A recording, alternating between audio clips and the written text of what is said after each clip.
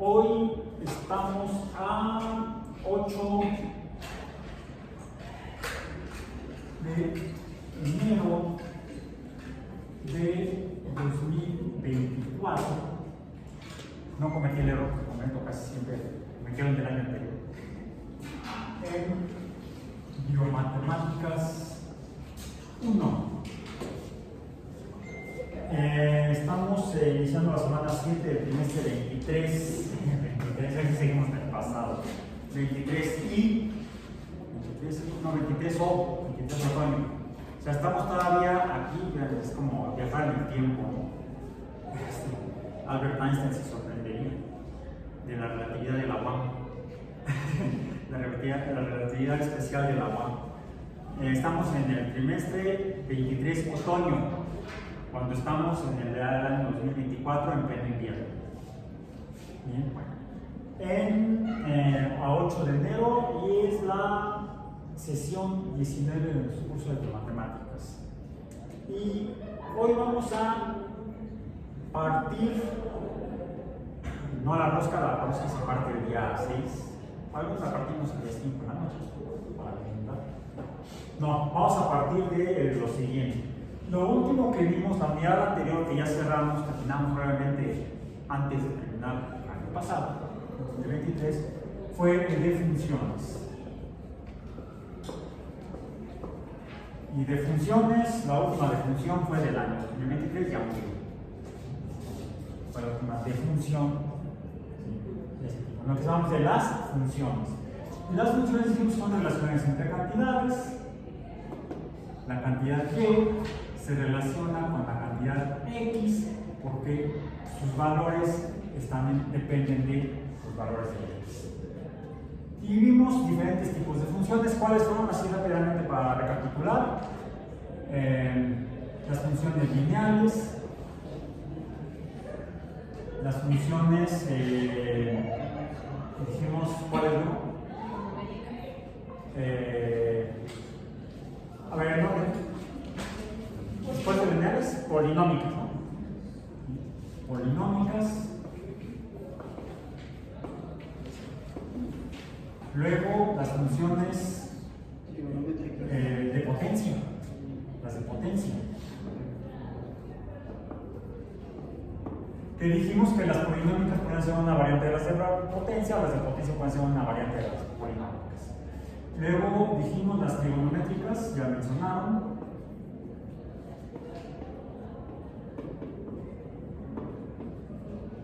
Luego,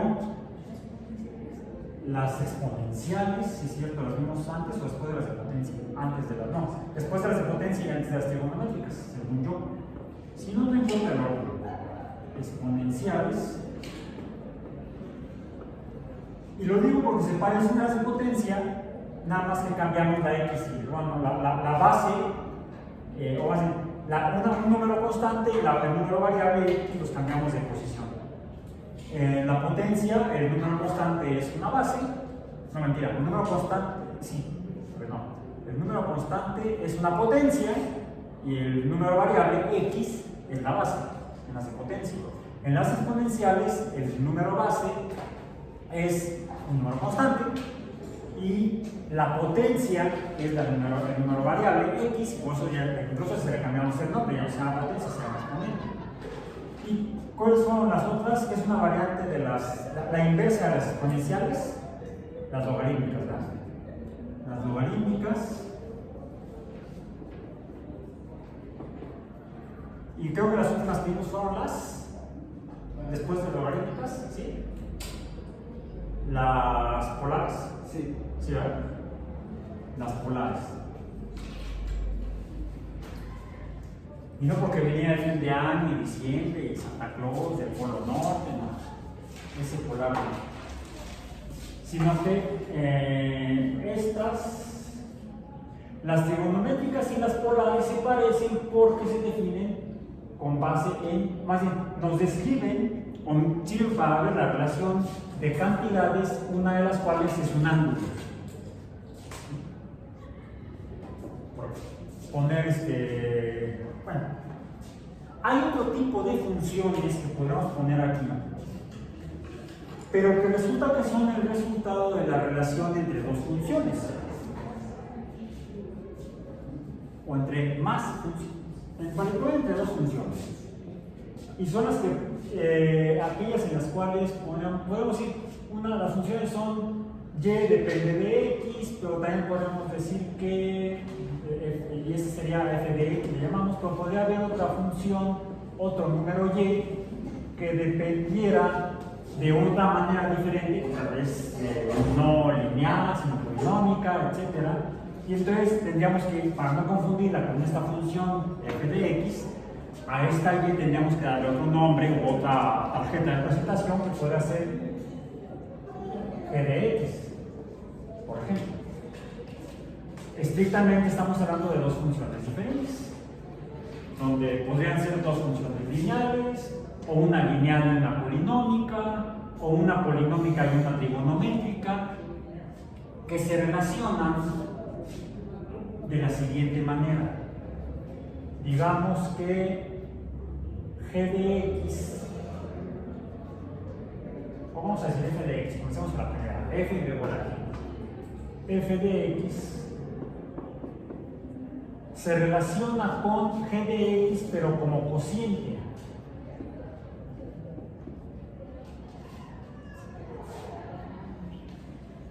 Esto estrictamente nos estaría describiendo que de estas dos funciones, o de la relación entre estas dos cantidades, que son variables funciones, habría algo que es descrito o que depende de la relación entre estas dos funciones, por lo tanto sería otra función. Podríamos llamarle a esta h de x. La función h de x, que se describe como la relación entre dos funciones f de x y g de x, sería entonces un tipo de función que se deriva de la relación entre estas funciones, llamemos simples. Pero aquí nada más tenemos relación entre cantidades.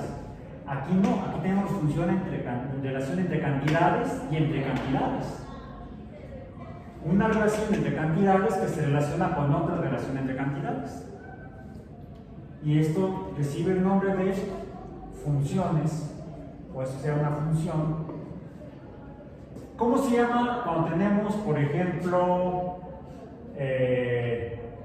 A entre B, donde A es un número y B es otro número, que nos va a dar otro tipo de número? ¿Cómo se llama ese tipo de número? Incluso lo vimos al principio cuando hablamos de los diferentes tipos de números. Los números enteros, los números primero hablamos de los números naturales, luego de los negativos de los números naturales, que junto con el cero conforman al conjunto de los números reales. Pero entre los números reales están incluso los números irreales, como pi, como e, por mencionar dos. Este tipo de número, que es resultado de la relación entre dos números, con una condición, que estos dos números sean enteros, que sería otro tipo de números, porque tenemos los números que ya no son enteros. Podemos llamarles fraccionarios, pero podemos llamarlos de esta manera. Son los números, pero ¿qué otro nombre tienen? Racionales. Y si entiendo, digo, racionales. Seguro de que no te vas a equivocar, aunque uno siempre puede equivocarse. Lo único seguro es que en alguna ocasión nos vamos a equivocar. No estamos equivocados si decimos que en alguna ocasión nos vamos a equivocar. Entonces es contradictorio. Es el problema de la lógica como campo de la filosofía. Bueno,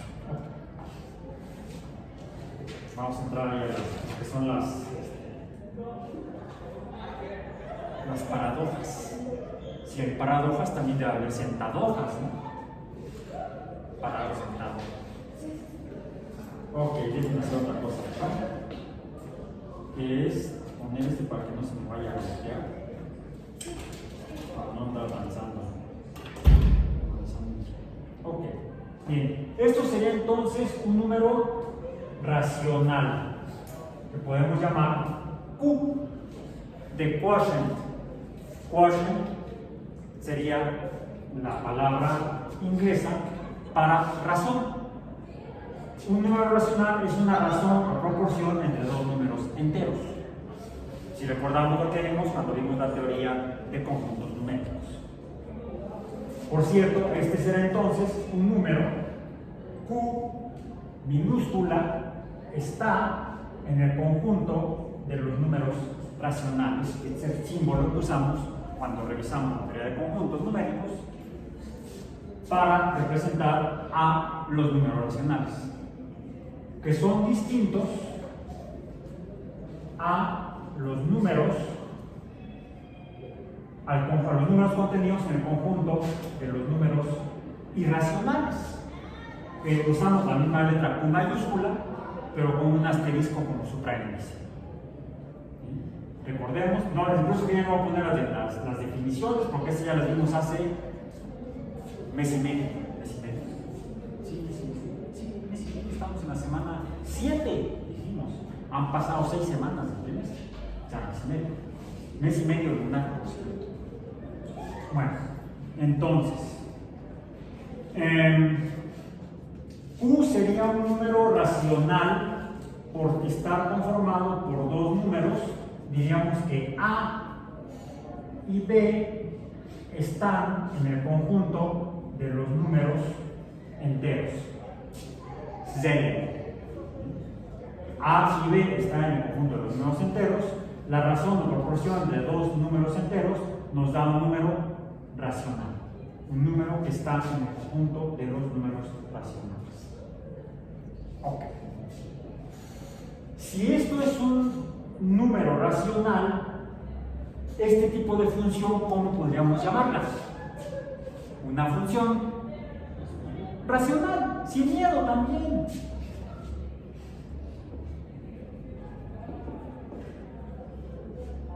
Una función racional entonces está conformada por la relación entre dos funciones. Así es simple. Y es un concepto más simple que el de un número racional. Porque mientras que un número racional está definido como una razón de proporción entre números enteros, la relación entre dos funciones para formar una función racional no está limitada a que haya una relación directa y numérica entera entre estas dos funciones. A veces sí, a veces no. Vamos a poner entonces aquí como un ejemplo de función racional esta que tengo yo aquí anotada en mi acordeón del día de hoy. Diríamos, entonces, una función racional tiene que estar conformada por dos funciones tal vez diferentes, pueden ser iguales, no sé, veamos. Digamos que f de x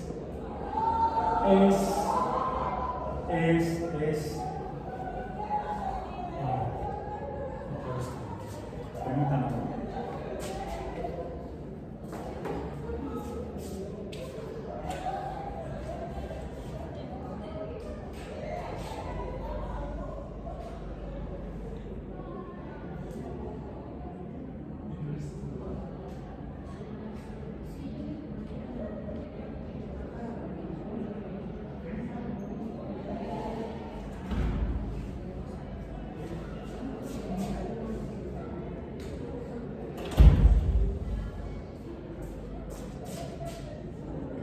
Bien, empezaron a dar con mucho entusiasmo y eso es bueno. Ok, bien. Ok. Entonces, la función f de x que sea esta función, x cuadrada, de entrada ya podemos decir qué tipo de función va a ser. Podría ser una de dos sopas, de potencia o polinomio. Vamos a ver, menos 5x más 4. Esa es f de x. G de x que sea x menos 1. Ok. La función f de x, la primera que tenemos aquí, sería entonces una función polinómica y además cuadrática. Sería de potencia polinómica, de potencia polinómica, de potencia porque x está elevado a una potencia, Y es polinómica porque está formada por tres términos: x cuadrada más x cuadrada menos 5x es un segundo término y más 4 es un tercer término. Será una función trinomial. La segunda función, g de x, es una función binomial. También sería polinómica. Pero ¿sería de potencia estrictamente o sería de otro tipo?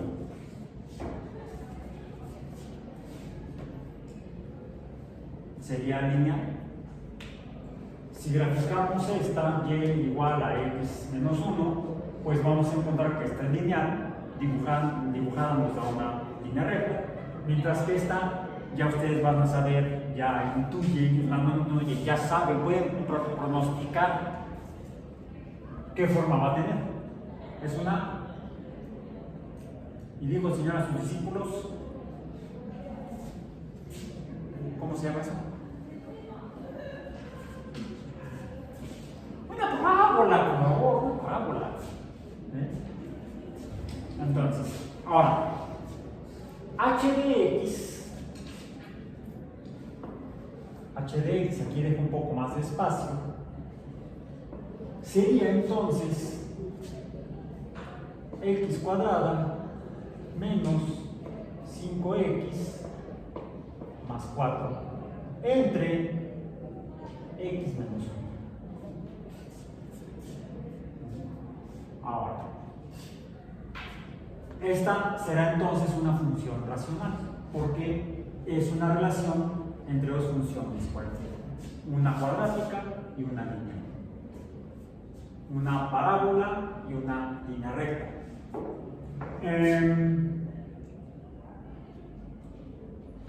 Podríamos entonces graficar, pero de entrada esto está medio borroso, ¿sí? Podríamos apelar a álgebra, de hecho más que al álgebra, también a matemática realizada por Newton, porque podríamos tratar de simplificar esto mediante álgebra para ver si tenemos una función, si esta función cuadrática pudiera ser simplificada a través de alguna transformación algebraica que nos permita encontrar una forma más simple que esta cuadrática.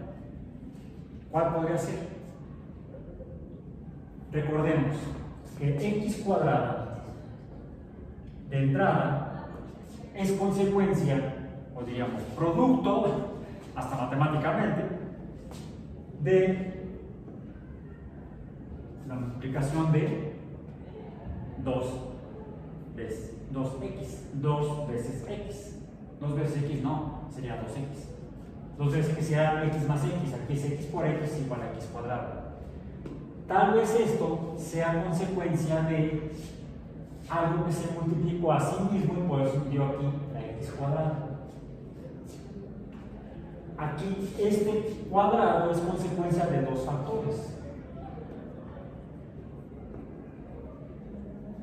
Pasar del cuadrado a los dos factores es lo que llamamos factorizar.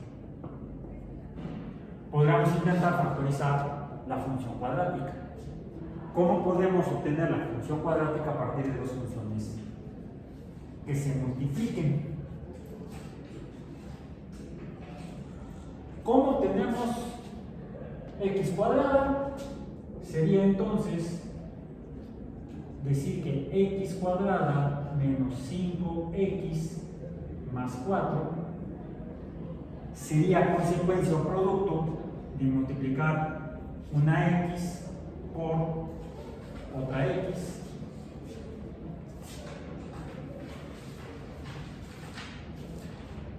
pero también necesitaremos obtener esta a través de una multiplicación.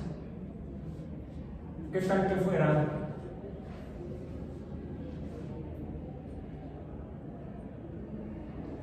menos 1? ¿Sí? Vamos a ver si esto es cierto. Vamos a hacerlo. Si yo multiplico x por x, voy a obtener x cuadrado. Si yo multiplico multiplico x menos 4 por x menos 1, debería obtener, porque lo que hice fue, al proponer estos dos binomios, aquí lo que habría hecho sería factorizar. Es decir, encontrar los factores que multiplicados me darían este trinomio. Vamos a ver si es cierto. Vamos en rojo para allá. X por x, vamos a decir x menos 4 por x menos 1 tendría que ser igual a x por x cuadrado.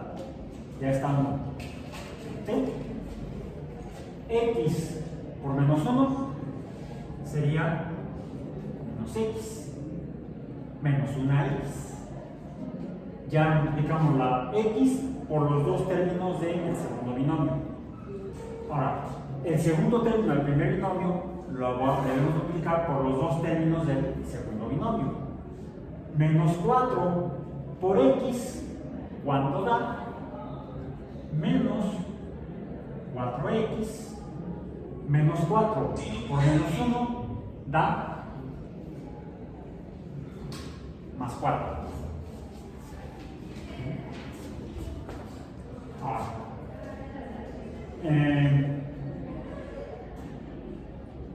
x cuadrada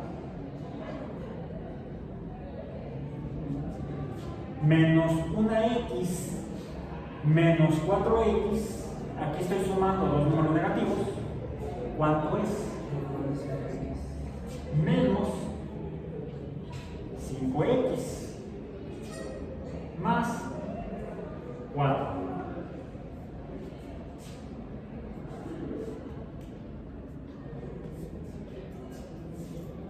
Entonces, podemos decir que esto será igual a x menos 4 por x menos 1 entre x menos 1.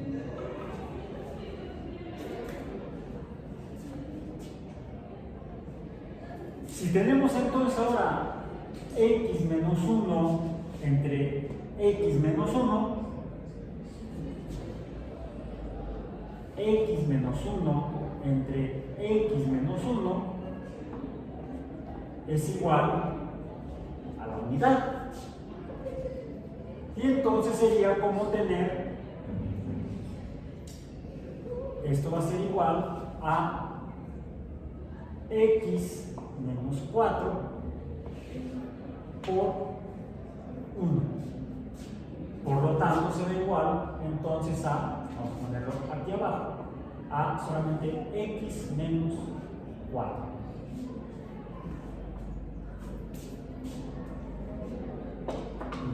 X menos 4 por 1 es igual a x menos 4. Y eso será entonces h de x, pero factorizado.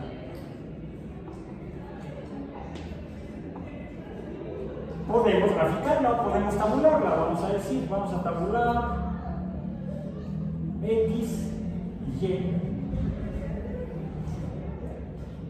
¿Okay?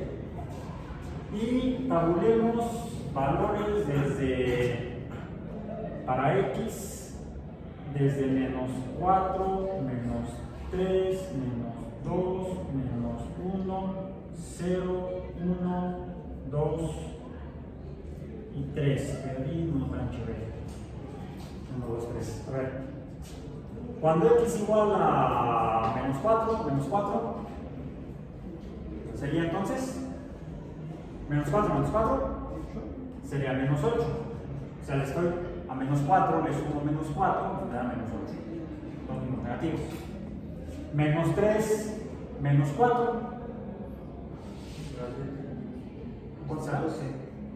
Pero no es positivo, porque es menos por menos. No, estamos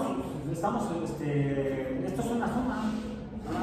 ¿sí? No, aquí no hay ningún puntito, ni hay paréntesis, o sea, no hay multiplicación.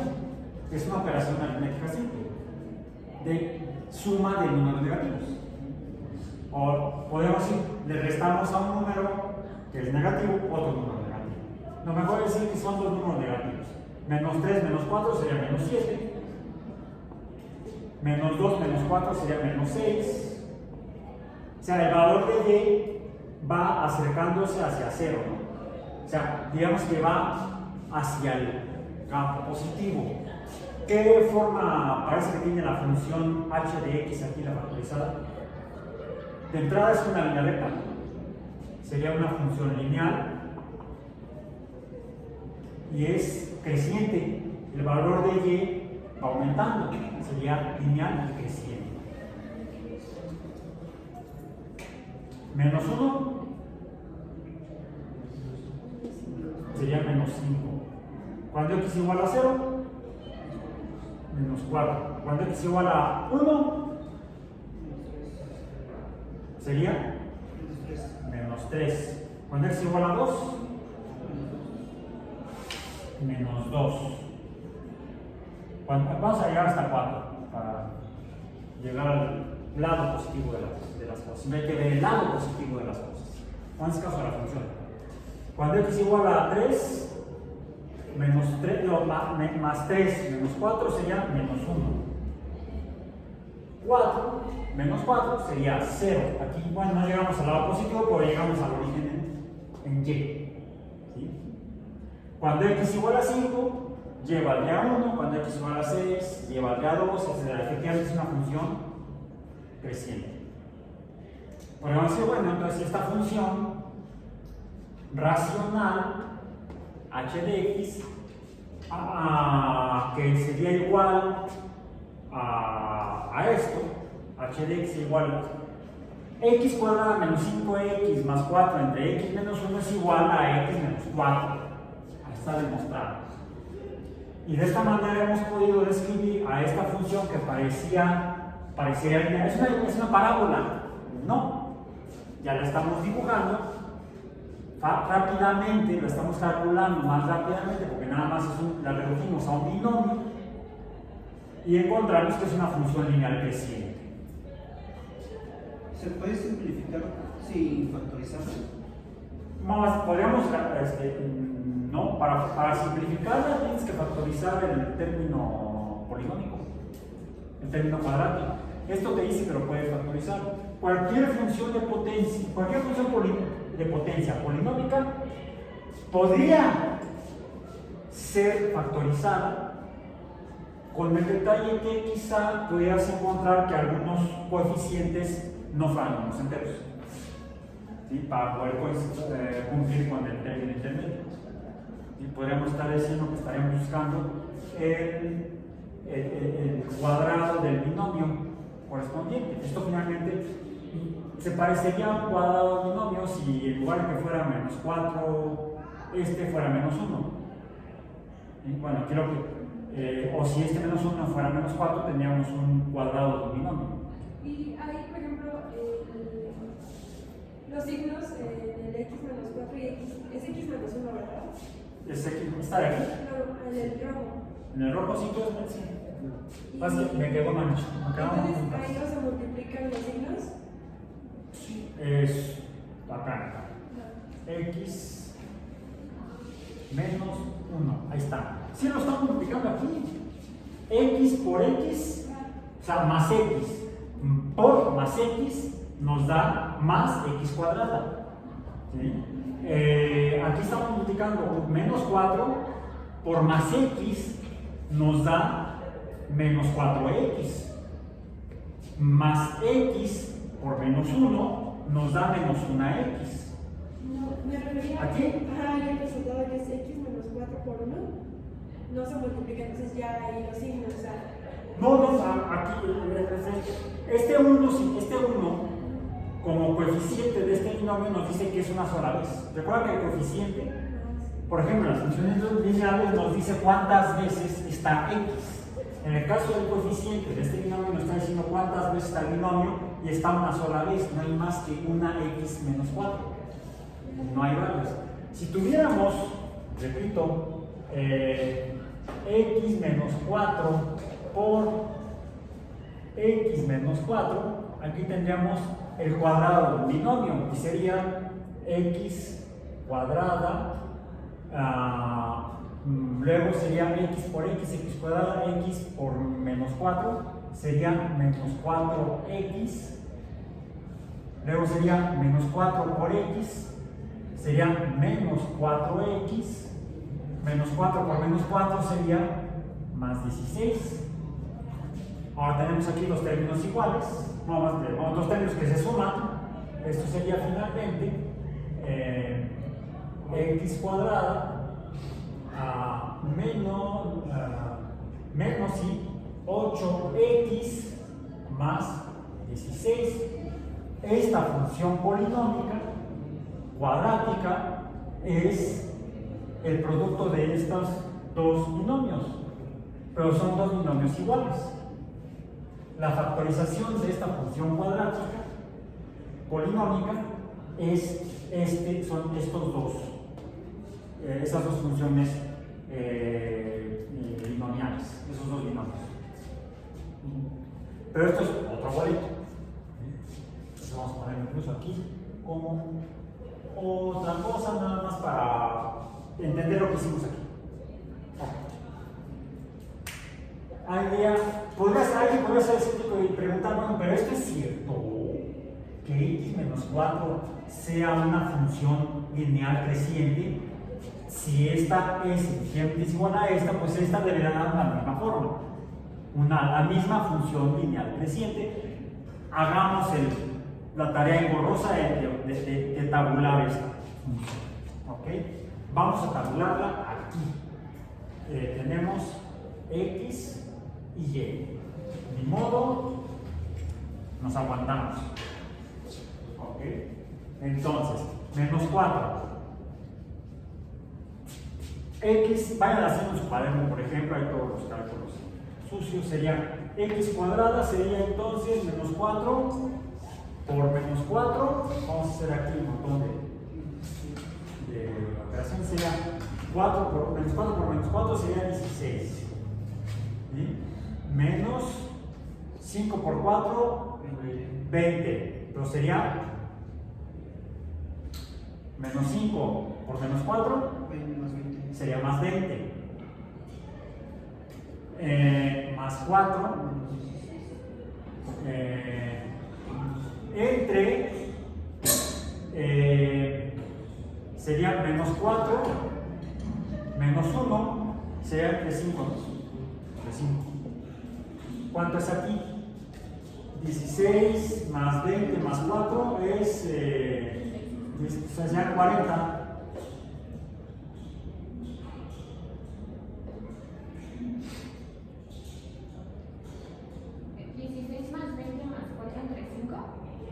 Entre 5, pero espera, menos 4. Y menos 4.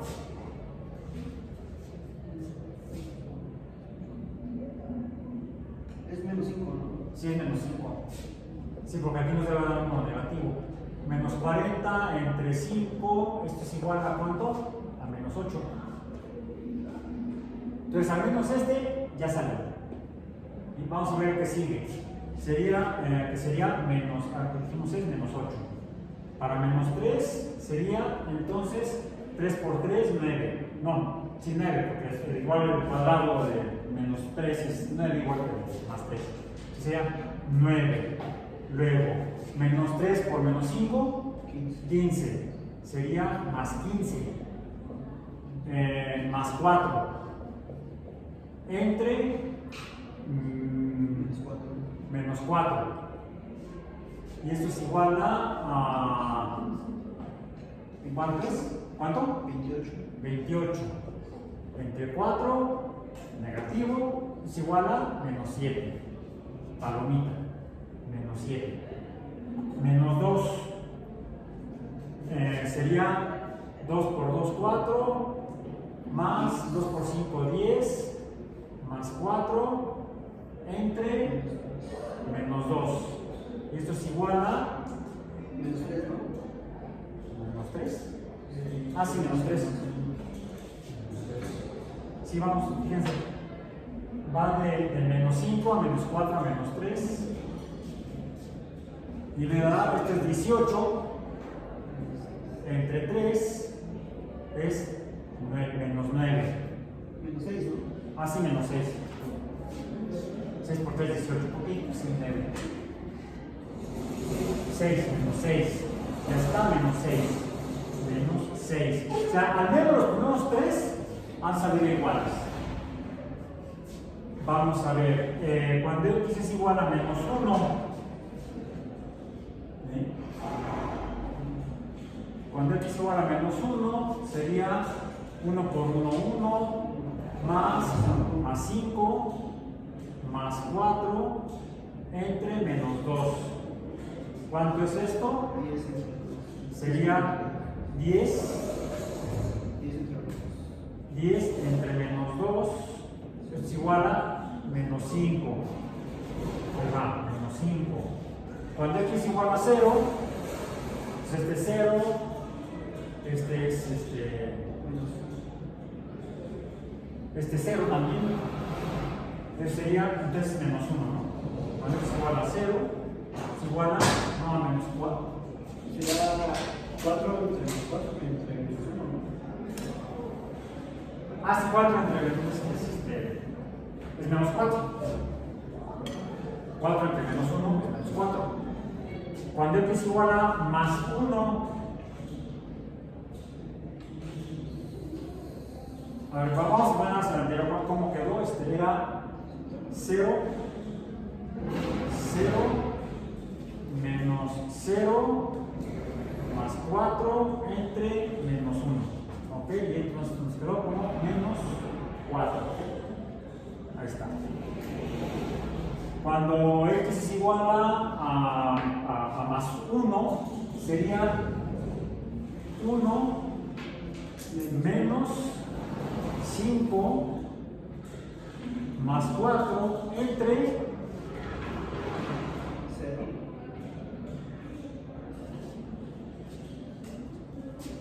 y esto es igual a ¿eh? ¿Qué te marcó? ¿Qué dice? Error. Es 0. No se equivoca, hasta la calculadora se equivoca.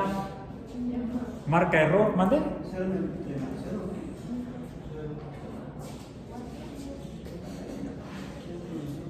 El problema de las calculadoras, y hablan de la inteligencia artificial, es que no entienden esto. Simplemente se hacen camotes. Se le hace bolas en el engrudo. Se hace caramusca en el software. A pesar de que está programada para llevar a cabo operaciones mediante algoritmos logarítmicos principalmente. Se dice que no está definido. A ver, yo tengo aquí un plumón. Lo voy a repartir entre nadie. Si yo tengo 2 plumones, puedo repartir 2 plumones entre 2 personas. Esto cada uno. Si yo tengo 2 plumones y lo quiero repartir entre una persona, le tocan 2 plumones a una persona. Pero si tengo 2 plumones y se los quiero repartir a nadie,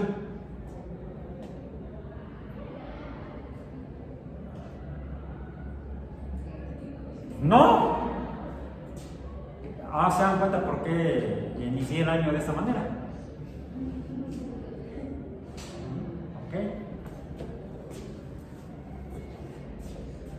That's science. A veces encontramos, mediante las herramientas de la ciencia, como en las matemáticas, encontramos cosas que no podemos definir.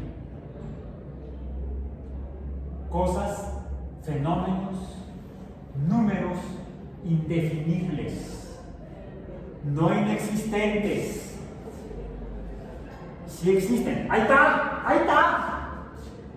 Esta es la representación alfanumérica de esa función cuando x es igual a 1 para esa función racional. Lo que nos muestra esto es que hay funciones que, dependiendo de lo que describen y lo que encuentran, la relación entre cantidades, entre h de x y esta relación de esas dos funciones, encuentra lo que se llama aquí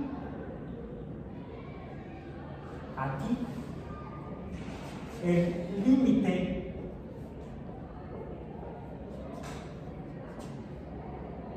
para la función o de la función h de x,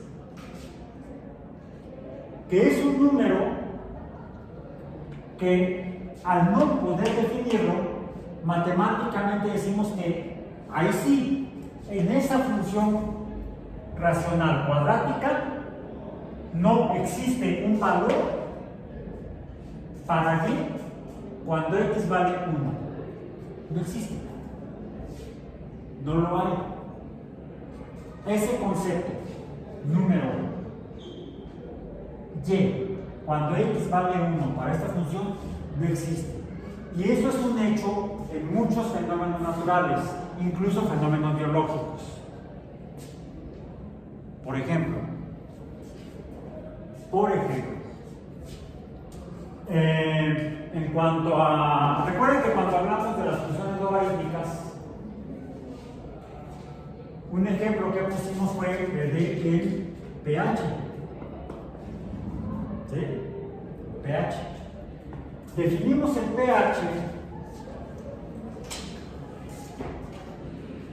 Voy a poner acá arriba también como una discusión de esto para tratar de entender qué carambas estamos viendo, que es el tema, la unidad que vamos a revisar a partir de hoy.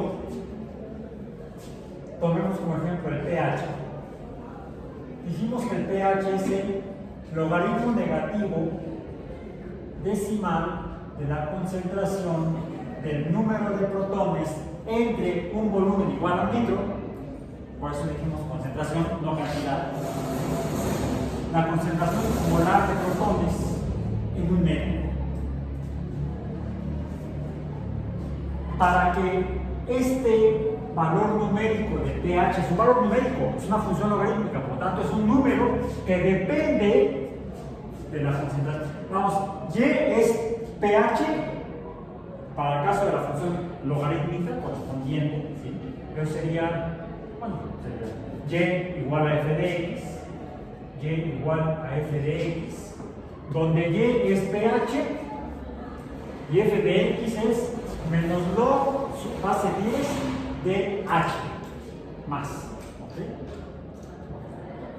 En otras palabras, para que exista un número en pH deben existir protones.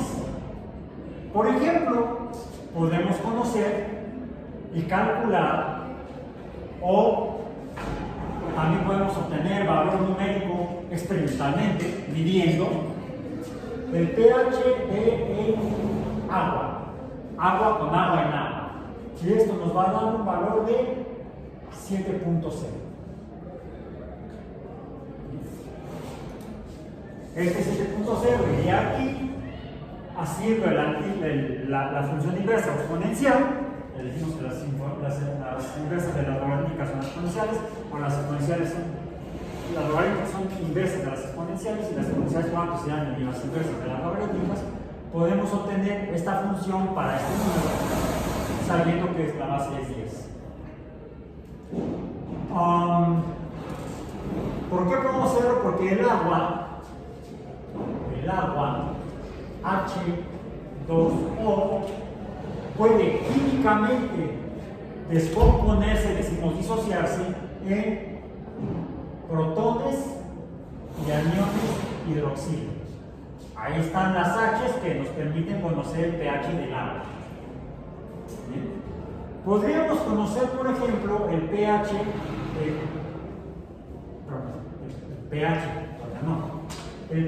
del ácido clorhídrico. ¿Lo podemos conocer? Sí, si conocemos la concentración de protones que se producen cuando se disocia el el ácido clorhídrico en H y aniones cloruro. ¿Sí?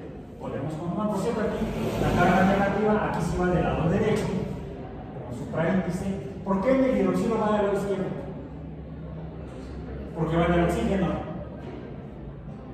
La carga, esta lo hacemos así para que en química entendamos que la carga negativa está en el núcleo, bueno, está junto al núcleo del átomo de oxígeno, no en el hidrógeno. No en el hidrógeno. Por cierto, sí existe el anión hidrógeno, le llamamos hidruro. Puedo conocer incluso el pH de H2CO3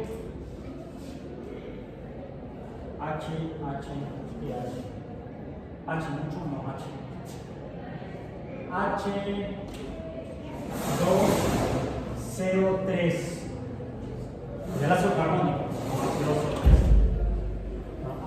Sí, está bien. Porque este se puede descomponer en H más HCO3 negativo. Otra vez la carga negativa va en el oxígeno. Yo puedo conocer el pH del agua, el pH del ácido clorhídrico, midiendo cuántos protones hay cuando allá se el ácido carbónico, cuando se disuelve en el agua, le ponemos ácido carbónico al agua y entonces, o a cualquier cosa, y entonces se separan algunos de estos hidrógenos con protones y podemos medirlos o calcularlo y obtener el valor de pH. Podríamos obtener el pH de el CL4. ¿Cómo se llama esto? Son 4 cloros en un carbono, se llamaría tetra cloruro de carbono. Podemos conocer el pH del tetracloruro de carbono. ¿Tendría sentido medir el pH en el tetracloruro de carbono?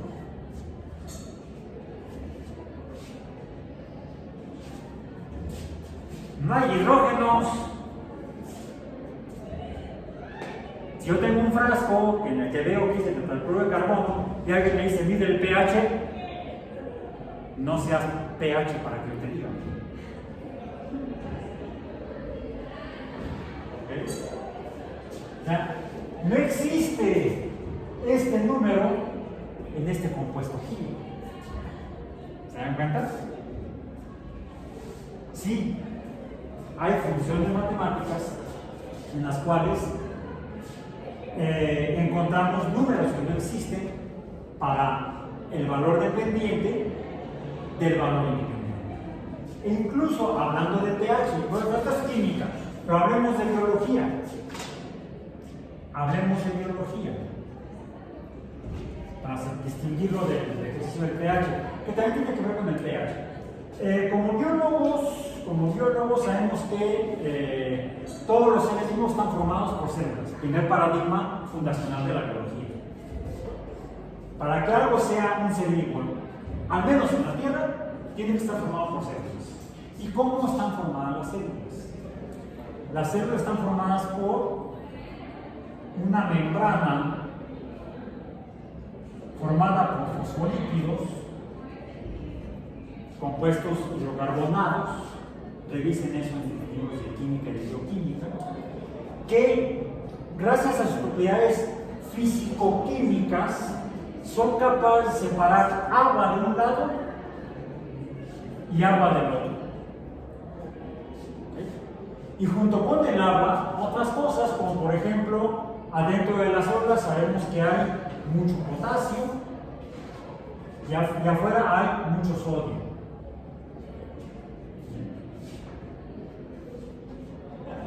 Y esta separación de afuera hay poco potasio y adentro hay poco sodio.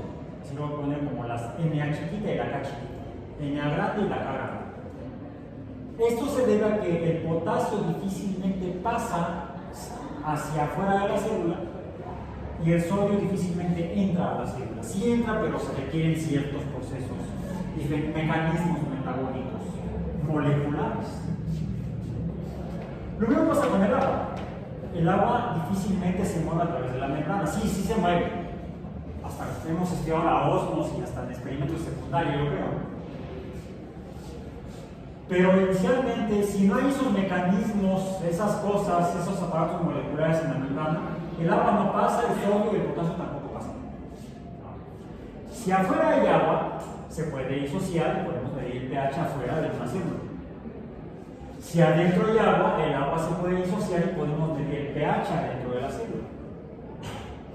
De hecho, cuando se ha medido, y se ha hecho desde la década de 50, por lo menos hace 70 años ya se hacían esas mediciones, se midió que el pH adentro y afuera de la célula es diferente. Y de hecho, eso luego se entendió que es una de las fuerzas que hace que el agua entre, que el agua salga, que las cosas como el potasio, el sodio, el cloro y todos los demás metabolitos entren y salgan de las células. Pero se requieren los aparatos moleculares. Porque, si bien puede haber protones adentro y protones afuera, y podemos medir el pH, calcularlo incluso, aquí adentro de la membrana no hay protones. Si hay hidrógeno, dijimos que la membrana está formada por cadenas de fosfolípidos, y los fosfolípidos tienen una cadena de lípido, una cadena de una molécula, una cadena parecida a una molécula orgánica que tiene carbonos e hidrógenos enlazados. Pero esos hidrógenos enlazados en la cadena de carbonos no se sueltan, no se disocian para formar protones. Dentro de la membrana no hay protones. ¿Podríamos medir el pH dentro de la membrana?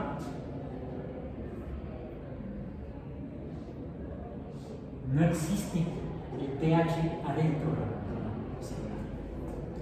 Existen valores de pH adentro de la célula, afuera de la célula, adentro de los organelos celulares, como las mitocondrias, los cloroplastos, que son células fotosintéticas o fotosintetizadoras, vamos a decir. Sí, donde haya agua, podremos medir pH y calcularlo. Existe este número siempre que haya agua o alguna otra molécula que se pueda disociar, como el ácido carbónico. El ácido carbónico, de hecho, está en el plasma sanguíneo, se disocia y le da un carácter ligeramente ácido, un pH ligeramente ácido. No tiene que ser carbónico, porque si se acidifica, entonces entramos en acidosis metabólica y nos podemos enfermar. Pero sí, en el plasma sanguíneo hay ácido carbónico, hay agua, hay otros compuestos que se pueden disociar y modificar, darle valores diferentes de pH al plasma sanguíneo. Pero adentro de las células membranales, adentro de la membrana del tilacoide, de los cloroplastos de las células de las plantas, o de los organismos fotosintetizadores, adentro de la membrana del núcleo celular, adentro, en lo que llamamos la matriz membranal, no existen protones. Al no existir protones, entonces no existe el número llamado pH. Podemos decir entonces que podemos medir el pH adentro de la célula, fuera de la célula, pero el pH tiene un límite matemático cuando llega a la membrana. Una vez que entras a la membrana, estás en el equivalente al límite matemático de una función, en este caso la función pH biológico. Bueno, el concepto de límite es un concepto inicialmente matemático que es aplicable a fenómenos naturales como el que ya mencioné, el pH en los sistemas biológicos, al menos en el planeta Tierra. Y como no conocemos todavía otro, sería el planeta Tierra. Este es un primer caso de funciones matemáticas en las cuales podemos encontrar valores para la variable dependiente o la función y que no existen aunque le demos valores a la variable independiente o x. Porque si pasamos del valor 1 al valor 2 en esta función polinómica, si x igual con polinómica es racional, si x igual a 2, ¿cuánto va a valer y en la función polinómica racional? Pues vamos a encontrar que va a valer menos 2. Cuando x valga 3, va a valer menos 1. Cuando x valga 4, va a valer 0. Aquí sigue el hoyo o el hueco en los valores numéricos de la función. Podemos encontrar valores a muchos números en esta función, pero no cuando x es igual a 1. Decimos que h de x tiene un límite, es al revés. El límite, hay un límite para h de x cuando x se acerca a 1, que es el número que no existe en la función. ¿Y cuál es el número que no existe en la función? ¿Cuál sería? No, el menos 3. Menos 3. Vamos a decir, este no existe en h de x original.